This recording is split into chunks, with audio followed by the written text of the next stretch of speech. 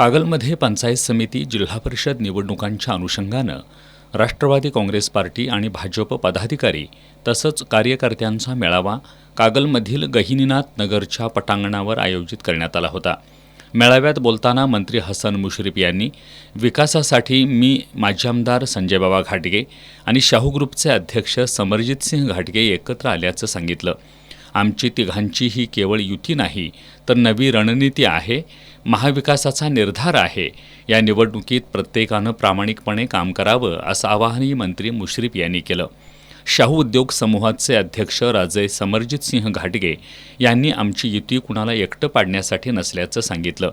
माजी आमदार संजयबाबा घाटगे यांनी जनसामान्यांचा विकास डोळ्यासमोर ठेवून ही युती केल्याचं सांगितलं. जिल्हा बँकेचे संचालक भैया माने, गोकुळचे माजी चेअरमन रणजित पाटील, संचालक अमरीशसिंह घाटगे, शाहूचे संचालक प्राध्यापक सुनील मगदूम, राजेंद्र भोरे, विजय काळे यांनीही मनोगत व्यक्त केलं. यावेळी वीरेंद्रसिंह घाटगे, नवीद मुश्रीफ, युवराज पाटील, MP पाटील, नगराध्यक्ष सविता माने, उपनगराध्यक्ष जयवंत रावण, सूर्यकांत पाटील, कृष्णात पाटील, राजेखान जमादार, धनराज घाटगे यांच्यासह जिल्हा परिषद आणि पंचायत समितीचे सर्व उमेदवार उपस्थित होते.